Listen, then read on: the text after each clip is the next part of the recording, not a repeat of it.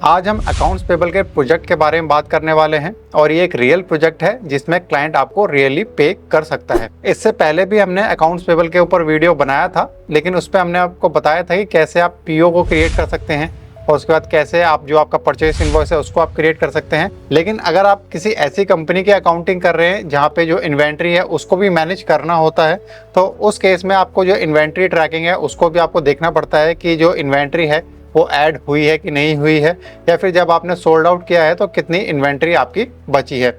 इसके साथ साथ जो सबसे बड़ी प्रॉब्लम आती है वो ये आती है कि अगर आपने जो प्रोडक्ट खरीदा है उसको आपको रिटर्न करना है तो उसको आपको कैसे मैनेज करना होगा। और साथ में मैं आपको एक होमवर्क भी दूंगा कि कैसे आप इन सभी चीज़ों की प्रैक्टिस कर सकते हैं। तो वीडियो को आखिर तक देखें ताकि आप जो कंप्लीट प्रोसेस है उसको आप समझ सकें और क्लाइंट अगर आपको वर्क देता है तो उसको भी आप डिलीवर कर सकें। हेलो एवरीवन, मेरा नाम उमेश गोस्वामी है और मैं पिछले 17 सालों से अकाउंटिंग के प्रोजेक्ट्स पे काम कर रहा हूँ और पिछले 7 सालों से मैं अपनी खुद की अकाउंटिंग एजेंसी को भी रन कर रहा हूँ, जिसमें हम जो इंटरनेशनल क्लाइंट है मोस्टली जो यूएस के जो प्रोजेक्ट्स हैं उनको हम डिलीवर करते हैं। और जो हमारा ये यूट्यूब चैनल है इस पर मैं उसी एक्सपीरियंस को शेयर करता हूँ कि किस तरीके के जो प्रोजेक्ट है उन पर मैंने काम किया है या किस तरह के जो प्रोजेक्ट है उस पर मैं काम कर रहा हूँ और कितना जो पे आउट है वो मैं चार्ज करता हूँ। तो अगर आप फ्रीलांसिंग करना चाह रहे हैं, फ्रीलांसिंग सीखना चाह रहे हैं, तो हमारा जो चैनल है उसको आप सब्सक्राइब भी कर सकते हैं। और उसके साथ साथ मेरी कोशिश है कि हम एक इकोसिस्टम बना सकें जिसमें हम जो फ्रीलांसर्स हैं और जो लोग फ्रीलांस प्रोजेक्ट दे सकते हैं उन लोगों को आपस में कनेक्ट कर सकें। और आज की ये जो हमारी वीडियो होने वाली है उसमें सबसे पहले हम देखेंगे एक प्रोजेक्ट जिसमें ये एक अकाउंट्स पेबल का प्रोजेक्ट है जिसको डिलीवर करना है क्विक बुक्स के अंदर। उसके बाद दूसरे नंबर पे हम ये देखेंगे कि इस प्रोजेक्ट को करने पे आपको कितना पे आउट रिसीव हो सकता है। उसके बाद तीसरे नंबर पे प्रैक्टिकली मैं आपको दिखाऊंगा कि कैसे आप इस प्रोजेक्ट को डिलीवर कर सकते हैं। इसके बाद चौथे नंबर पे हम बात करेंगे कि कौन कौन लोग इस तरह के जो प्रोजेक्ट्स हैं उनको डिलीवर कर सकते हैं। उसके बाद पांचवें नंबर पे मैं आपको जो आपका होमवर्क बताऊंगा कि कैसे आप जो ये प्रोजेक्ट है इसकी जो फाइलें हैं उसको आप ले सकते हैं और काम को कर सकते हैं। तो अब हम हमारी जो स्क्रीन है स्क्रीन पे आ चुके हैं और ये जो प्रोजेक्ट है वो अपवर्क के अंदर है। और अपवर्क के अंदर इसलिए हम सबसे ज़्यादा प्रोजेक्ट आप लोगों को दिखाते हैं क्योंकि अपवर्क में सबसे ज़्यादा जो जेन्युइन प्रोजेक्ट है वो अपलोड होते हैं। और काफ़ी लोगों ने ये भी कमेंट किया है कि जो अपवर्क है उसके अंदर कनेक्ट्स बाय करने पड़ते हैं। यस, डेफिनेटली आपको अपवर्क के अंदर कनेक्ट्स बाय करने पड़ते हैं। तो इस केस में आप एक स्ट्रेटेजी बना सकते हैं जिसमें अगर आपके पास बजट है तो आप अपवर्क पर जाएं, अदरवाइज जो फ्री प्लेटफॉर्म है जैसे कि freelancer.com है या guru.com है या फाइवर है वहाँ पे से आप अपनी जो जर्नी है उसको स्टार्ट करें। तो यहाँ पे जो ये जॉब है इस जॉब की अगर हम बात करें तो यहाँ पे ये एक पार्ट टाइम जॉब है बुक कीपर का और इसमें अकाउंट्स पेबल का काम करना है और 8 से 10 घंटे का जो क्लाइंट है, क्लाइंट की रिक्वायरमेंट है इसमें। और पूरा जो एपी का प्रोसेस है उसको क्विक बुक्स के अंदर करना है।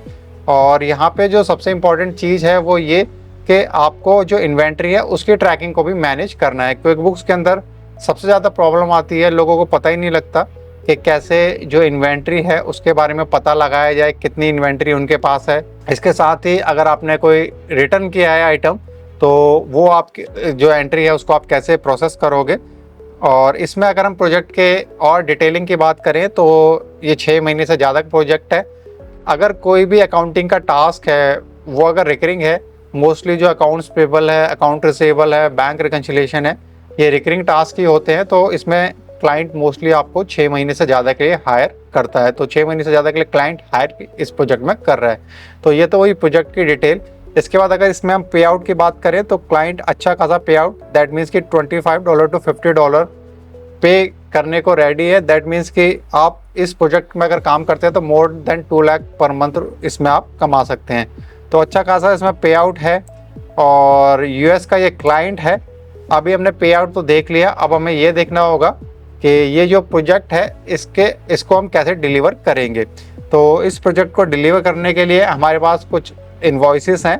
तो ये हमारे जो इन्वॉइसेस हैं यहाँ पे सबसे पहले हमारे पास एक पीओ है। सबसे पहले हमें पीओ जनरेट करना है। उसके बाद दूसरे नंबर पे हमारे पास डिलीवरी नोट है। डिलीवरी नोट का मतलब होता है कि आपको जो आपका वेंडर है, वेंडर ने आपको जो आपका सामान है वो डिलीवर कर दिया है। तो अब आपको क्या करना होगा, आपको जो डिलीवरी नोट है उसकी एंट्री करनी होगी। यहाँ पे जो डिलीवरी नोट की एंट्री इसलिए भी इम्पॉर्टेंट हो जाती है क्योंकि क्विकबुक्स के अंदर पहले जो आइटम रिसीट का ऑप्शन था वो अवेलेबल नहीं था, लेकिन अब वो क्विकबुक्स के अंदर है। तो आप जो आइटम है उसके अकॉर्डिंग भी जो आपकी इन्वेंट्री है वो क्विकबुक्स के अंदर आप मैनेज कर सकते हो। इसके बाद जो इन्वॉइस है उसको आपको जनरेट करना है। तो ये पूरा प्रोसेस है जिसको हम क्विकबुक्स के अंदर करने वाले हैं। तो सबसे पहले तो हमें पीओ क्रिएट करना होगा, और पीओ यहाँ पे ये हमारे क्विकबुक्स के अंदर हम आ चुके हैं। और पीओ क्रिएट करने के लिए हम न्यू पे जाएंगे, और न्यू पे जाने के बाद जो परचेस ऑर्डर है इस पे हम क्लिक करेंगे। परचेस ऑर्डर पे क्लिक करने के बाद यहाँ पे जो बेसिक इन्फॉर्मेशन है, बेसिक इन्फॉर्मेशन के थ्रू हम जो हमारा पीओ है उसको हम क्रिएट कर सकते हैं।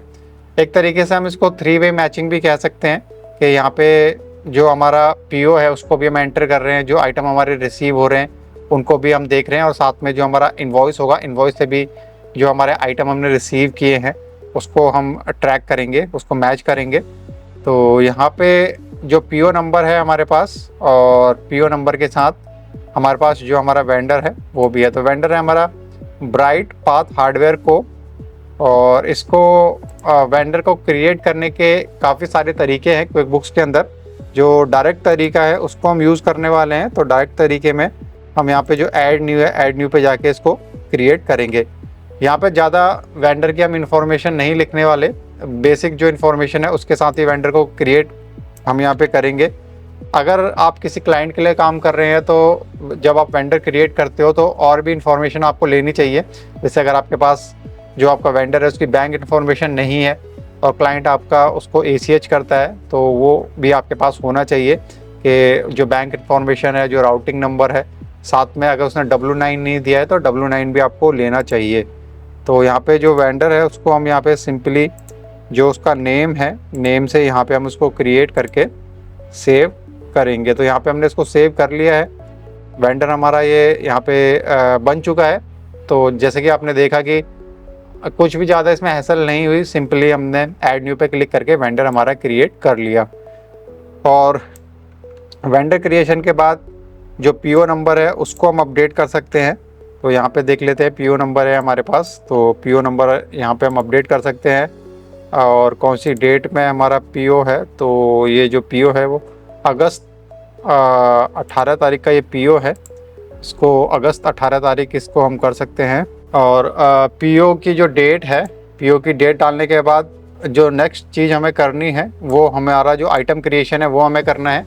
क्विकबुक्स के अंदर 2 फील्ड आपको देखने को मिलती है, एक आपको कैटेगरी, दूसरी आइटम डिटेल। तो दोनों के अलग अलग यूजेस हैं। और जो ये क्विकबुक्स है, क्विकबुक्स को अगर आप और डिटेल में सीखना चाह रहे हैं तो आप हमारी जो क्विकबुक्स की प्लेलिस्ट है उसको आप देख सकते हैं, क्योंकि अगर मैं हर एक चीज़ को यहाँ पे डिटेल में बताऊँगा तो यही जो वीडियो है वो काफ़ी लंबा हो जाएगा। तो यहाँ पे हम डायरेक्टली जो हमारा आइटम है उसको हम क्रिएट करने वाले हैं। तो यहाँ से हम जो प्रोडक्ट सर्विस है, प्रोडक्ट सर्विस में जाएंगे और हमारा जो आइटम है उसको हम क्रिएट करेंगे। तो डिफरेंट टाइप के जो आइटम है वो आप क्रिएट कर सकते हो। जैसे सर्विस है, सर्विस अगर आपको ऐड करनी है सर्विस आप ऐड कर सकते हो। नॉन इन्वेंट्री आइटम है कि इन्वेंट्री आइटम है। यहाँ पे जो हमारा आइटम है इसको हम ट्रैकेबल बनाना चाहते हैं, इसलिए हम इसको इन्वेंट्री आइटम मानेंगे। तो हमारे पास जो हमने ब्लूटूथ है वो हमको परचेज़ करने हैं यहाँ पे। और उसके बाद हमारे पास SKU नंबर भी है, तो SKU नंबर भी हम यहाँ पे इसको अपडेट कर सकते हैं। तो यहाँ से हम जो SKU नंबर है वो हम इसको अपडेट करेंगे। और SKU नंबर अपडेट करने के बाद आपकी जो कैटेगरी अभी इतना इम्पोर्टेंट है नहीं, इतना अभी हम इसमें डीप में नहीं जाएंगे। सिंपली हमें ये देखना है कि जो हमारा आइटम है वो क्रिएट हो जाए ताकि हम इसको परचेज़ कर सकें। और यहाँ पे जो रेट है इसका $15 है। तो $15 है, तो यहाँ पे जब हम आइटम क्रिएट कर रहे हैं उस टाइम पे हम जो रेट है उसको हम सेटअप कर सकते हैं। तो यहाँ से जो रेट है उसको सेटअप करना है। तो यहाँ पे अगर हम सेल की बात करें तो यहाँ पे सेल के अंदर हम जो हमारा आइटम है इसको अगर हम परचेज़ कर रहे हैं $15 में, तो अराउंड $20 हम इसको 20 या जो भी आपका प्रॉफिट मार्जिन है उसमें इसको हम ऐड कर सकते हैं। यहाँ पे अकाउंट भी बाय डिफ़ॉल्ट आप सेलेक्ट कर सकते हो, तो किस अकाउंट में आपके जो ये एंट्री है पोस्ट होगी जब भी आपका आइटम सेल होगा।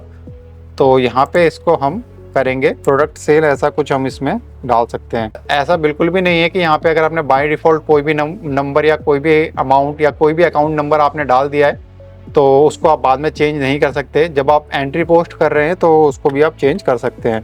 तो यहाँ से हम जो प्रोडक्ट है, सेल ऑफ प्रोडक्ट इनकम, इसमें हम इसको डाल सकते हैं क्योंकि ये सर्विस रिलेटेड नहीं है, तो इसीलिए इसको सर्विस में नहीं जाना चाहिए।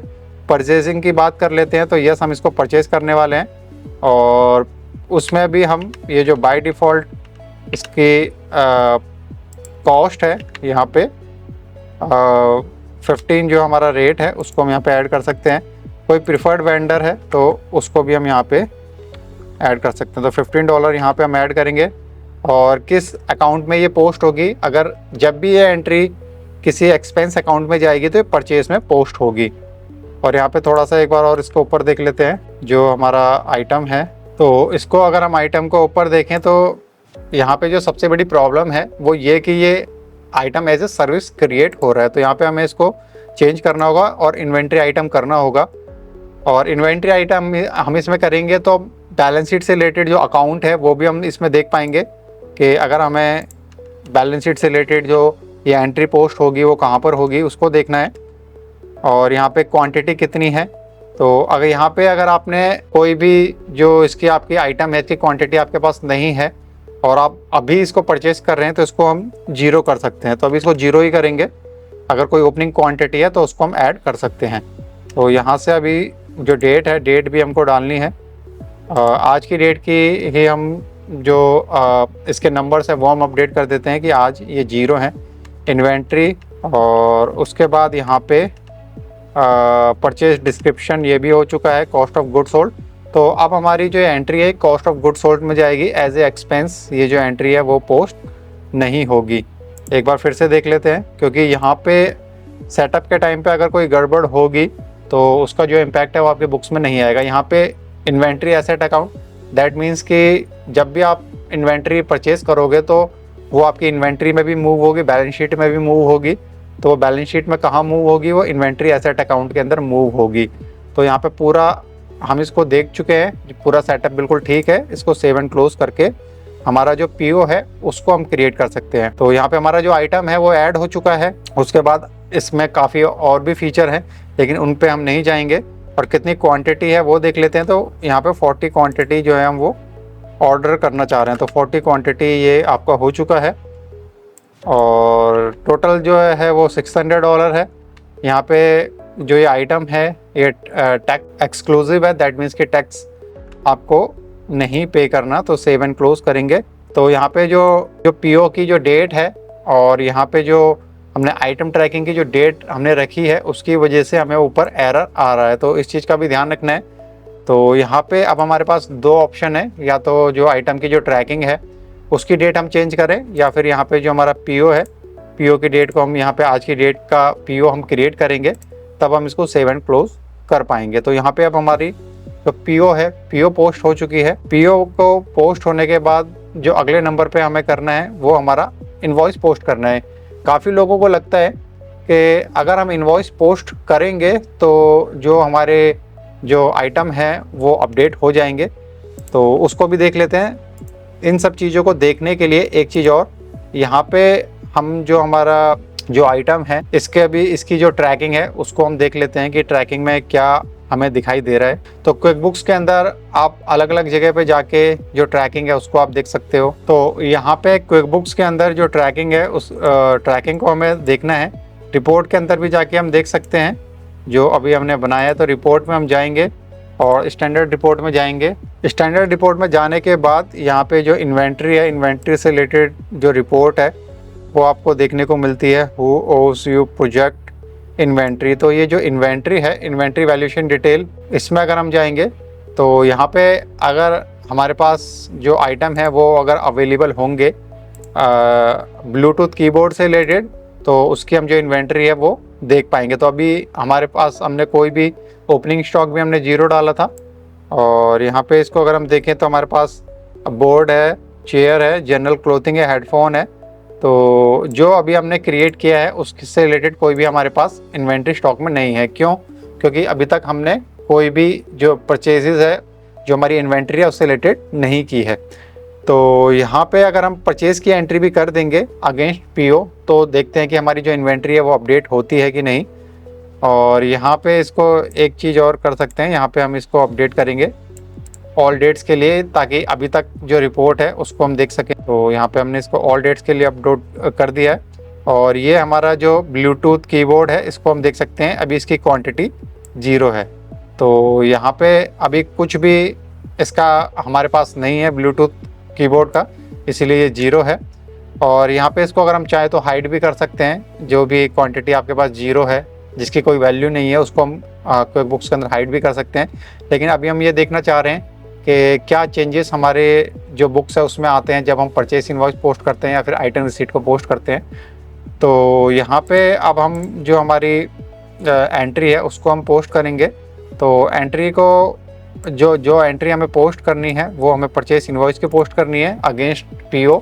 तो अगेंस्ट पीओ अगर हमें कोई भी परचेस इनवॉइस की जो एंट्री है उसको अगर पोस्ट करना है तो पीओ को हमें ओपन करना होगा, या फिर और भी काफ़ी सारे तरीके हैं, न्यू पे जाके भी आप कर सकते हो। तो यहाँ पे हम लेकिन जो डायरेक्ट तरीका है उसको हम यूज़ करेंगे, जिसमें हम ऑडिट लॉग के थ्रू जो अभी हमने जस्ट पीओ पोस्ट किया है उसके अंदर ही जाएंगे और एंट्री को पोस्ट करेंगे। तो ये मुझे लगता है कि सबसे शॉर्टकट तरीका है एंट्री को पोस्ट करने का।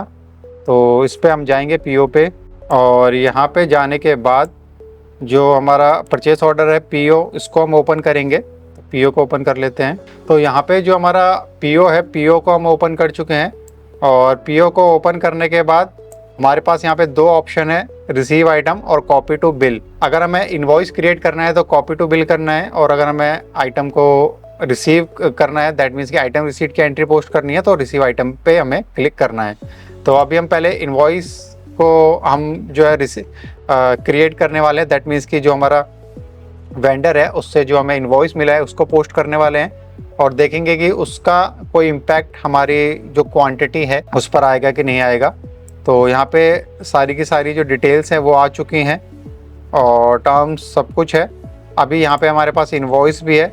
इनवॉइस से हम जो हमारा इनवॉइस नंबर है उसको हम यहाँ पे कॉपी कर सकते हैं। तो इनवॉइस नंबर यहाँ पे हम कॉपी करेंगे। तो ये हमारा इनवॉइस नंबर है, इसको हम बिल नंबर को यहाँ पे कॉपी करेंगे। और उसके बाद यहाँ पे इनवॉइस नंबर को कॉपी करने के बाद यहाँ पे एक और चीज़ जो आप ध्यान दे सकते हैं वो है ये लिंक। अगर आपको जो आपका पीओ है उसको अगर आपको देखना है तो ये लिंक पे अगर आप कॉपी करेंगे तो डायरेक्टली जो पीओ है उस पर भी आप जा सकते हैं। तो यहाँ से हम इसको सेव एंड क्लोज करेंगे। तो अब यहाँ से हमारा जो बिल है वो क्रिएट हो चुका है, और उसको अगर आपको देखना है एंट्री को तो ये आप देख सकते हैं बिल की जो एंट्री है वो पोस्ट हो चुकी है। अब यहाँ पे अगर हमारी जो रिपोर्ट है, रिपोर्ट को देखें, इसको रिफ़्रेश करें, तो उसके बाद देखते हैं कि कोई भी जो चेंजेस हैं वो आए हैं कि नहीं आए।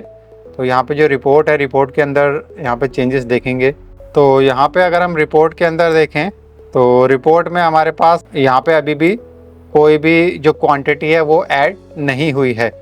तो अब इसके बाद हम जो आइटम रिसीव है उसकी एंट्री पोस्ट करेंगे और फिर देखेंगे कि हमारी जो रिपोर्ट है उसके अंदर कोई भी जो आइटम है वो ऐड होते हैं कि नहीं। तो अगेन हमारा जो पीओ है, पीओ पे जाएंगे और जो हमारी आइटम रिसीट की एंट्री है उसको हम पोस्ट करेंगे। यहाँ पे पीओ के थ्रू भी आप जो आइटम रिसीट है उसकी एंट्री को पोस्ट कर सकते हो, या फिर इसके अलावा जो दूसरा तरीका है वो ये कि आप जो डायरेक्टली जो इनवॉइस विंडो है वहाँ पे जाओ और वहाँ से उसकी पोस्टिंग करो। तो यहाँ से रिसीव आइटम के लिए आपके पास ये ऑप्शन आ रहा है, इसको आप रिसीव आइटम पे आप क्लिक करोगे, और रिसीव आइटम पे क्लिक करने के बाद यहाँ पे आपको दिखाई देगा ये आपका रिसीव आइटम है और यहाँ पे क्वांटिटी है। इसको आप सेव एंड क्लोज पे क्लिक करोगे तो यहाँ पे आपका जो पीओ है उसके अगेंस्ट हम जो आइटम है उसको भी रिसीव कर चुके हैं।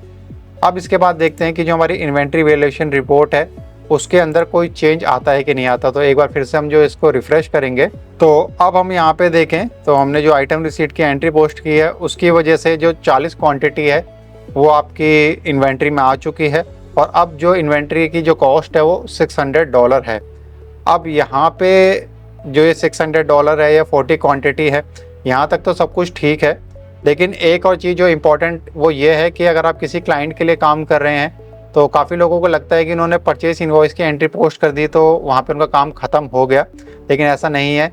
अगर आपका जो क्लाइंट है वो आइटम रिसीट बेसिस पे इन्वेंट्री मैनेज कर रहा है तो आपको ये आइटम रिसीट की एंट्री भी करनी होगी। अब जो अगली प्रॉब्लम आती है वो ये आती है कि आपने जो ये क्वांटिटी थी ऑलमोस्ट यहाँ पे 40 क्वांटिटी थी, 40 में से 10 जो क्वांटिटी है वो ठीक नहीं है। तो उस केस में आपको क्या करना होगा, उस केस में आपको रिटर्न करना होगा।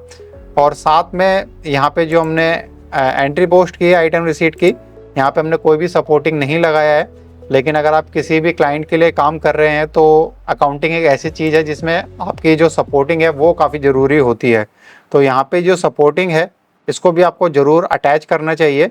तो इसको हम कैसे अटैच कर सकते हैं, यहाँ पे आइटम रिसीट पे जाएंगे और आइटम रिसीट पर जाने के बाद यहाँ पे जो ऐड अटैचमेंट है, ऐड अटैचमेंट पे जाके जो हमारी आइटम रिसीट है उसको ज़रूर अटैच करेंगे। अकाउंटिंग में हमेशा ये ध्यान रखें, जो भी आप एंट्री पोस्ट करेंगे उसकी सपोर्टिंग होनी ज़रूरी है।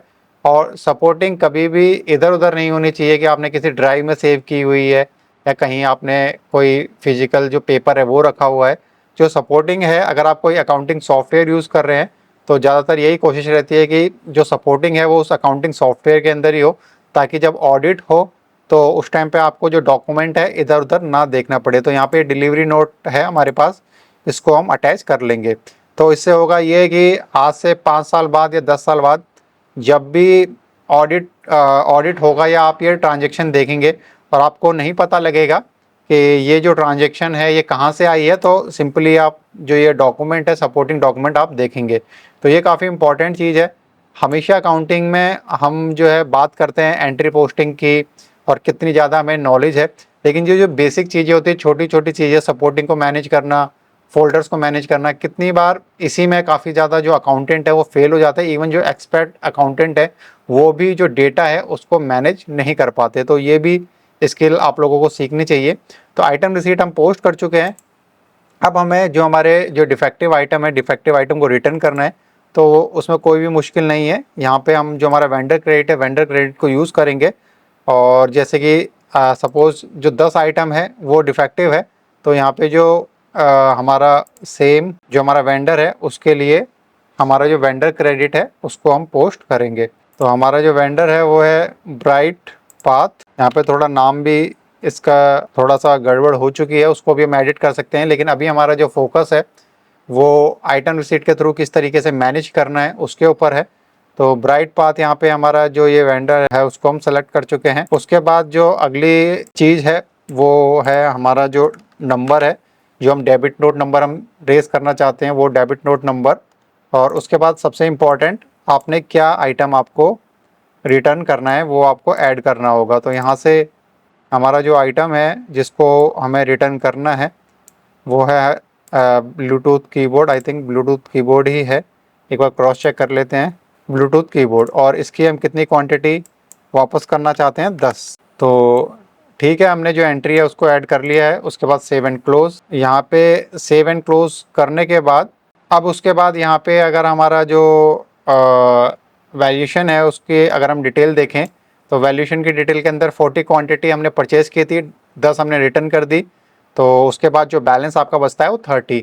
तो इस तरह से हमारी जो इन्वेंट्री है उसको हम मैनेज कर सकते हैं। और काफ़ी बार जो क्लाइंट है वो रिक्वेस्ट करता है कि आप अगर कोई अकाउंटेंट हैं तो आप जो इन्वेंट्री है उसको ज़रूर मैनेज करें। स्पेशली काफ़ी सारे जो ई कॉमर्स बिजनेसेस हैं वो जो इन्वेंट्री है उसको मैनेज करते हैं। एंड आई होप कि जो आज का वीडियो है उसमें आपको समझ में आया होगा कि कैसे आप एपी के प्रोसेस के थ्रू जो इन्वेंट्री है उसको मैनेज कर सकते हैं। अब बात कर लेते हैं कि ये जो अकाउंट्स पेबल के प्रोजेक्ट हैं कौन कौन लोग इन प्रोजेक्ट्स पे काम कर सकते हैं। तो अगर मैं इन अकाउंट्स पेबल के प्रोजेक्ट पे बात करूं तो आप एक सीए हैं या सीपीए हैं या फिर आप एक एमबीए हैं, एलएलबी हैं या फिर आप एक बीकॉम ग्रेजुएट हैं, तो इस तरह के जो प्रोजेक्ट्स हैं उन पे आप काम कर सकते हैं। क्योंकि अगर आप एक सीए भी हैं तो जैसे कि आपने इसमें देखा कि इसमें आप जो $25 टू $50 या $40 तक आप चार्ज कर सकते हैं। तो ये एक अच्छा खासा पे आउट है किसी भी सीए के लिए। और साथ में जो सबसे बेटर अपॉर्चुनिटी है वो ये कि अगर आपके पास ज़्यादा क्लाइंट है तो इस तरह के जो टास्क हैं वो आप अपनी जो टीम है उसको भी दे सकते हैं। तो ये सबसे बड़ा एडवांटेज है इसको करने का। और इसके बाद बात कर लेते हैं होमवर्क की। ये हमारी जो फाइल है, जो हमारी परचेस ऑर्डर की फ़ाइल है या डिलीवरी नोट की फ़ाइल है या इन्वॉइस की फ़ाइल है, इस फाइल को मैंने डिस्क्रिप्शन पे अटैच कर दिया है। और साथ में जो हमारा कमेंट बॉक्स है उसमें भी मैं ये फाइल का फोल्डर है उसको मैं अटैच कर दूंगा। तो आप जो ये फाइल है इससे आप प्रैक्टिस कर सकते हैं। और जो क्वेश्चन है वो अलग होगा, तो उस क्वेश्चन में आपको सेम एंट्री पोस्ट करनी है और आपको ये बताना है कि जो फाइनल नंबर है वो क्या है आपकी इन्वेंट्री का, और उसको आपको कमेंट बॉक्स में मेंशन करना है। तो ये था आज का हमारा वीडियो अकाउंट्स पेबल के ऊपर। इसके अलावा आप हमारी जो क्विक बुक्स की प्लेलिस्ट है उसको आप देख सकते हैं, जहाँ से आप और भी ज़्यादा जो क्विक बुक्स है उसके बारे में सीख सकते हैं। और अगर आप किसी क्लाइंट के साथ काम करना चाहते हैं तो आप हमारी जो फ्रीलांसिंग की प्लेलिस्ट है उसको आप देख सकते हैं। इंटरनेशनल क्लाइंट से पेमेंट रिसीव करने के लिए हमने पेन्योर के ऊपर या फिर पेपाल के ऊपर, या फिर कैसे आप जो फ्रीलांसिंग प्लेटफॉर्म है उसके थ्रू आप पेमेंट रिसीव कर सकते हैं, उसके ऊपर भी वीडियो बनाए हैं। वहाँ से आप देख सकते हैं और सीख सकते हैं। और साथ में हमारे लाइव वेबिनार्स भी होते हैं जिसमें मैं लाइव आता हूँ और आप कैसे अपनी जर्नी स्टार्ट कर सकते हैं उसके बारे में हमारा कंप्लीट वो वेबिनार होता है। स्पेशली वो बिगनर्स के लिए होता है अगर आप अपनी जर्नी स्टार्ट कर रहे हैं तो। और अगर आपका कोई क्वेश्चन है तो आप वेबिनार में आके आपका जो क्वेश्चन है वो आप पूछ सकते हैं। वेबिनार का लिंक भी आपको डिस्क्रिप्शन में मिल जाएगा। तो मिलेंगे अगले वीडियो में। Keep learning, keep hustling. Thanks for watching.